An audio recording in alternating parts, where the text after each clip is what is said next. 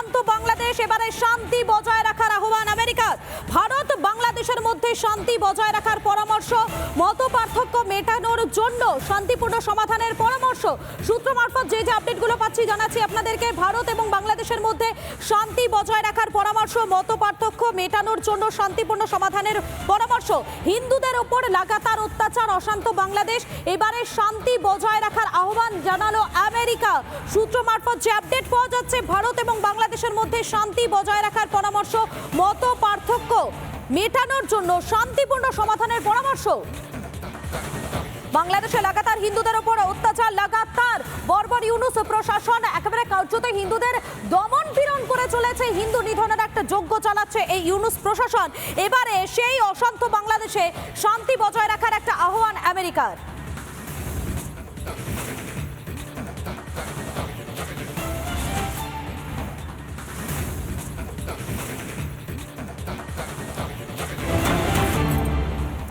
ভারতের কূটনৈতিক চাপ, এবারে সেই চাপের সামনে বাপ বলছে ইউনূস সরকার।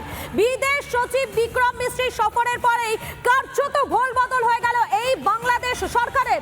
অবশেষে স্বীকার করলো তারা যে হিন্দুদের ওপর নিপীড়ন, অত্যাচার হচ্ছে। শুধুমাত্র স্বীকার নয়, এবারে তারা নথি তুলে ধরলো।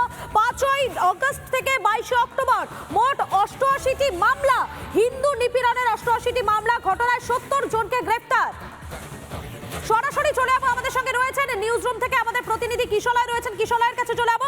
কিশলয়, যে পরিসংখ্যান দেওয়া হচ্ছে 5ই আগস্ট থেকে 22শে অক্টোবর মোট নাকি 88টি মামলা দায়ের হয়েছে, কিন্তু পরিসংখ্যানের হিসেবটা অনেকটাই কম। যেভাবে হিন্দুদের দমন পীড়ন করা হচ্ছে সেক্ষেত্রে পরিসংখ্যানের হিসেবটা অনেকটাই কম।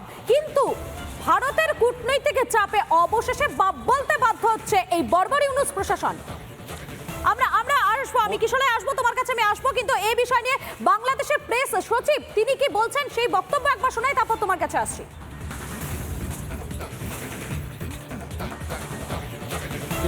ধর্মীয় রিলেটেড, মাইনরিটি ভায়োলেন্সের রিলেটেড কেস অনেকগুলো ক্ষেত্রে যেটা আমরা নোটিশ করেছি সেটা হচ্ছে যে এই অ্যাটাকগুলো হয়েছে যে ধরেন কেউ আগের রুলিং পার্টির মেম্বার ছিলেন, উনি হয়তো বা মাইনরিটি ফেথের, তো রুলিং পার্টির মেম্বার ছিলেন, তাকে অ্যাটাক করা হয়েছে। বাট যেহেতু ভায়োলেন্স হয়েছে, যেহেতু এটা একটা ক্রাইম কমিটেড হয়েছে, আমরা কেসগুলো করেছি। আপনাদের শোনালাম বাংলাদেশের প্রেস সচিবের বক্তব্য। আমি কিশলয়ের কাছে চলে যাবো। কিশলয়, ইউনূস সরকার অবশেষে বাপ বলছে, ভারতের কূটনৈতিক চাপে কার্যত নথি স্বীকার করতে বাধ্য হচ্ছে মোহাম্মদ ইউনূস।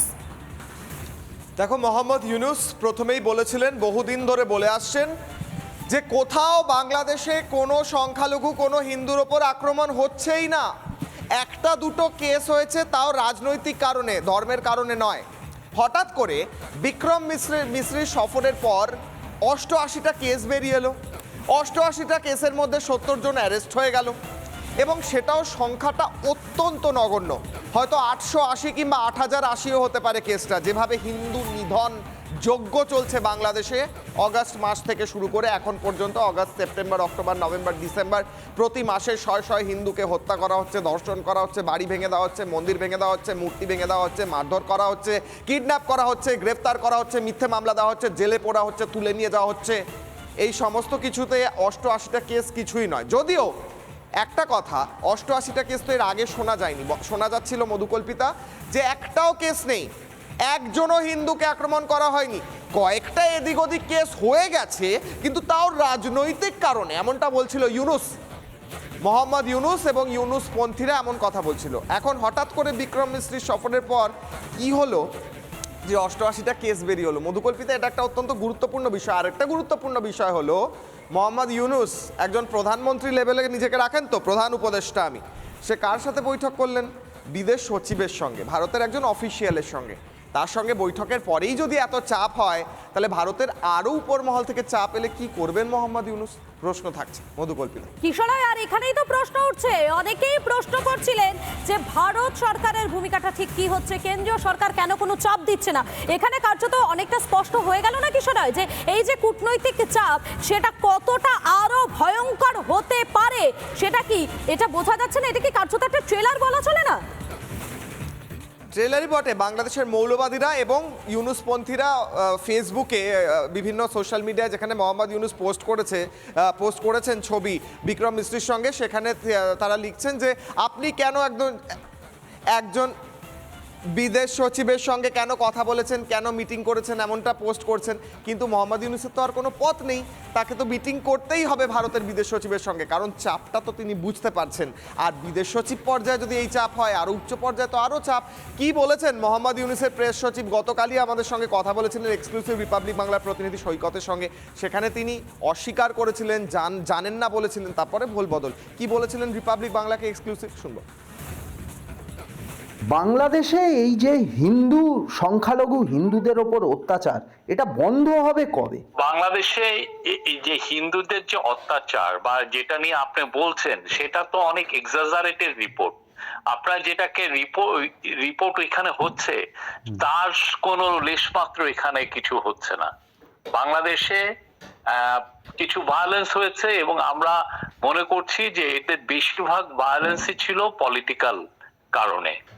অনেকে বাংলাদেশের হিন্দু জনগোষ্ঠীর অনেকে আওয়ামী লীগ করতেন, তো যখন গভর্নমেন্ট হাসিনা পড়ে যায়, হাসিনা পলায়ন করে, তখন অনেক হিন্দুদেরকে অ্যাটাক করা হয়েছে, তাদের প্রপার্টি, তাদের বাড়ি ঘরে, এবং সেই সময় এই পুরো জিনিসটা বেশিরভাগই ছিল পলিটিক্যাল নেচারে। চিন্ময় প্রভুর যে আইনজীবীরা যদি বলেন যে না আমাকে ফুল প্রোটেকশন দেওয়া হবে, আমরা তাকে ফুল প্রোটেকশন দিব। চিন্ময় প্রভু একজন সাসপেক্ট, তাকে অ্যারেস্ট করা হয়েছে একটা কেসে, তো সেই জন্য তাকে তার যে আইনজীবী যত ধরনের প্রোটেকশন চান আমরা সেটা দিব। তার আইনজীবীর অফিসে রীতিমতো ঢুকে হামলা করা হয়েছে, মারধর করা হয়েছে। আমি এই বিষয়টা আমি জানি না। ঢাকায় ইসকনের মন্দির ভেঙে দেওয়া হয়েছে, বিগ্রহ পুড়িয়ে দেওয়া হয়েছে। এই ইসকনের একটা মন্দিরে আনআইডেন্টিফাইড কাউকে বা কারা এসে একটা মন্দিরে কিছু এক কিনারে অগ্নিসংযোগ করেছে। আমরা ওইখানে মিলিটারি দিয়ে এটাকে পাহারা, এবং যারা যারা এটার জন্য আমরা ইনভেস্টিগেট করে দেখছি যে কারা কারা এটা ইনভলভ, আমরা খুব দ্রুত যারা এই কাজটা করেছে প্রত্যেককে অ্যারেস্ট করা হবে। যেটা করেছে এটা খুবই নিন্দাজনক একটা কাজ। আমরা আমাদের সর্বোচ্চ ভাষা দিয়ে এটাকে আমরা নিন্দা করি। ইসকনকে ব্যান করার কোনো আমাদের প্ল্যান নাই। বাংলাদেশে বসে হুমকি দেওয়া হচ্ছে যে কলকাতা দখল করে নেব, এবং অবসরপ্রাপ্ত সেনা কোথায় ঠিক করছেন এটা কে, উনি আসলেও সুস্থ মস্তিষ্কে বলছেন কিনা সেটা তো আমরা জানি না। বলছেন ইউনুসের প্রেস সচিব যে আমরা সব প্রোটেকশন দেব চিন্ময় কৃষ্ণপ্রভুর লয়ারকে। আপনারা যদি প্রোটেকশন দিতেন, ওনার 51 জন লয়ারের প্রত্যেকের চেম্বার ভাঙচুর হতো না, 51 জন লয়ারকে প্রত্যেককে মারধর করা হতো না, 51 জন লয়ারের মধ্যে 2 জন আইসিইউতে ভর্তি হতো না, 51 জন লয়ারের মধ্যে প্রত্যেকের বিরুদ্ধে মিথ্যে মামলা দেওয়া হতো না, 51 জন লয়ারের বাড়ির লোককে হুমকি দেওয়া হতো না, 51 জন লয়ারের বাড়ির অনেককে তুলে নিয়ে যাওয়া হতো না, 51 জন লয়ারকে রাস্তায় ফেলে মেরে তাদেরকে আহত করে দেওয়া হতো না। প্রেস সচিব সাহেব এবং ইউনুসপন্থী যারা আছেন, এই সব বাইরের লোককে একটা মিথ্যে মুখোশ দেখানোর চেষ্টা করছে তারা, যে বাংলাদেশে সব ঠিক আছে, সংখ্যালঘুদের আমরা প্রোটেকশন দিচ্ছি। মিলিটারি পরে পাঠিয়েছেন, যেখানে পুড়ে গিয়েছে মন্দির, মিলিটারি আগে প্রোটেকশন দিন প্রত্যেকটা মন্দিরে। আর একটা মন্দিরের বাইরে মিলিটারি প্রোটেকশন যদি দিতে হয়, তাহলে সেই দেশের কি অবস্থা সেটা বোঝাই যাচ্ছে। মধুকল্পিতা। একেবারেই ধন্যবাদ। আমাদের সঙ্গে সরাসরি ছিলেন কিশলয় নিউজ রুম থেকে। কিশলয়, ধন্যবাদ আপাতত।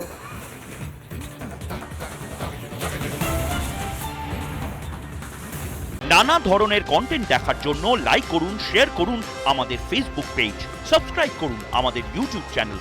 পাশাপাশি অন্যান্য ব্রেকিং নিউজের জন্য অবশ্যই চোখ রাখুন রিপাবলিক বাংলায়।